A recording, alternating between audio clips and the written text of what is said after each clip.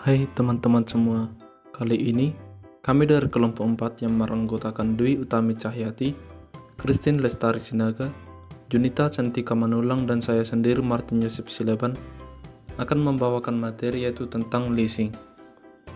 Baiklah, kami akan memulainya.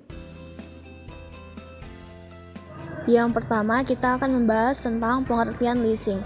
Leasing adalah salah satu bentuk kegiatan pembiayaan barang modal atau alat berupa hak opsi maupun tanpa hak opsi yang dimanfaatkan untuk para nasabah dalam kurun waktu yang telah ditentukan, di mana pembayarannya dilakukan dengan cara dicicil atau angsuran. Yang kedua, mekanisme leasing. Menurut Trian Daru dan Budi Santoso pada tahun 2006, pada perjanjian leasing terdapat prosedur dan mekanisme yang harus dijalankan yang secara garis besar dapat diuraikan sebagai berikut.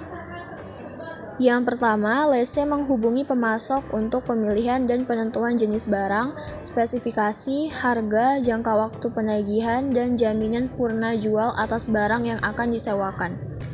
Yang kedua, lessee melakukan negosiasi dengan lessor mengenai kebutuhan pembiayaan barang modal. Yang ketiga, lessor mengirimkan letter of offer atau commitment letter kepada lessee yang berisi syarat-syarat pokok persetujuan lessor untuk membiayai barang modal yang dibutuhkan lessee menandatangani dan mengembalikannya kepada lessor. Yang selanjutnya adalah C. Penggolongan perusahaan leasing. Bentuk perusahaan leasing dikelompokkan menjadi 3, yaitu yang pertama Independent Leasing Company.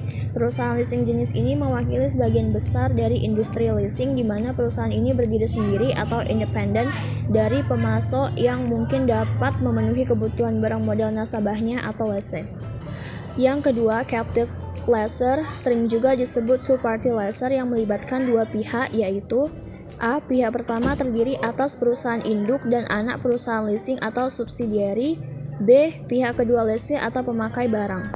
Dan jenis yang ketiga adalah lease broker atau packager, berfungsi mempertemukan calon lessee dengan pihak lessor, memiliki barang atau peralatan untuk menangani transaksi leasing atas namanya. Selanjutnya saya akan membahas mengenai teknik pembiayaan leasing. Ada 2 kategori pembiayaan leasing, yaitu finance lease. Teknik dalam pembiayaan leasing yang pertama adalah finance lease. Dalam teknik pembiayaan ini, lease terlebih dahulu akan memilih barang modal yang dibutuhkan, termasuk merundingkan harga beli, jaminan purna jual, dan kondisi-kondisi lainnya. Finance lease seringkali juga disebut full payout leasing, yaitu bentuk pembiayaan dengan cara kontrak antara lessor dan lease dengan beberapa ketentuan yang harus dipahami kedua belah pihak. Yang kedua ada operating lease. Teknik dalam pembiayaan leasing kedua adalah operating lease. Dalam operating lease, lessor secara sengaja membeli barang modal yang kemudian disewakan pada pihak lease. Berbeda dengan finance lease, dalam operating lease, jumlah pembayaran berkala atau angsuran yang dilakukan lease tidak mencakup atau menutupi jumlah biaya yang dikeluarkan lessor untuk memperoleh barang modal ditambah biaya bunganya. Berikutnya, manfaat leasing. Ada beberapa manfaat leasing. Yang pertama, terhindar dari inflasi. Leasing adalah salah satu skema pinjaman yang dapat membantu untuk menghindari inflasi, karena pembayarannya dilakukan sesuai dengan satuan keuangan dalam perjanjian sebelumnya. Yang kedua, tidak perlu jaminan. Untuk melakukan leasing, tidak perlu adanya jaminan di muka, namun kepemilikan sah atas barang modal atau pembayaran yang telah dilakukan sebelumnya dapat menjadi jaminan transaksi. Yang ketiga, fleksibel. Karena dilakukan dengan sistem kontrak antara lessor dan lease, kedua belah pihak dapat bernegosiasi terkait banyak hal dan kesepakatannya pun lebih fleksibel. Yang keempat, capital saving. Salah satu hal yang menjadi manfaat dari skema leasing adalah lease tidak perlu mengeluarkan nominal sepeser pun untuk modal awal. Hal ini karena pembiayaan telah disediakan lessor hingga 100%. Jadi bisa menggunakan dana modal untuk kebutuhan lain. Yang kelima, pelayanan cepat. Karena ditangani oleh perusahaan tertentu, proses pembiayaan leasing dilakukan secara cepat, sederhana, dan efisien. Yang keenam, ada perlindungan hukum. Adanya kontrak yang jelas dan berkekuatan hukum membuat perjanjian antara lessor dan lease mendapat kepastian hukum. Jadi jangan khawatir akan adanya penipuan dan beberapa resiko lainnya. Dan yang terakhir, dapat memperoleh aktiva. Manfaat utama leasing bagi seorang lease adalah bisa mendapatkan aktiva berupa barang modal yang dapat menunjang aktivitas bisnisnya. Oke, selanjutnya yaitu perbedaan leasing dengan jenis pembiayaan lain.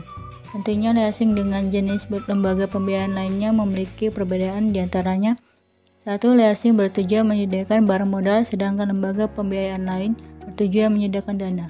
2.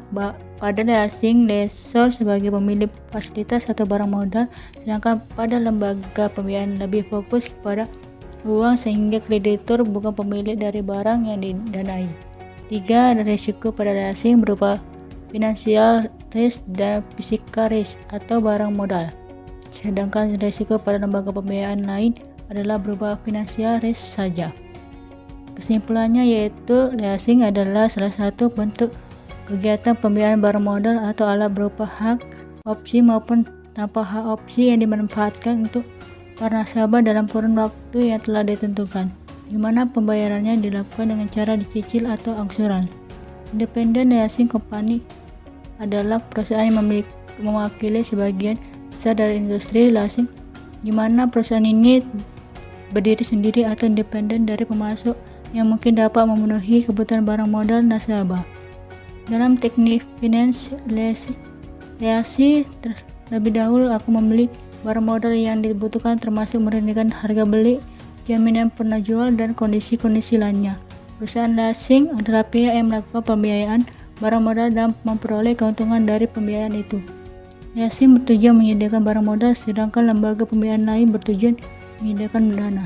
Pada leasing, lessor sebagai pemilik fasilitas atau barang modal, sedangkan pada lembaga pembiayaan lebih fokus kepada uang sehingga kreditur bukan pemilik dari barang yang didanai.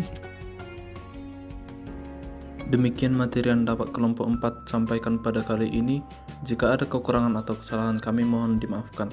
Sekian dan terima kasih.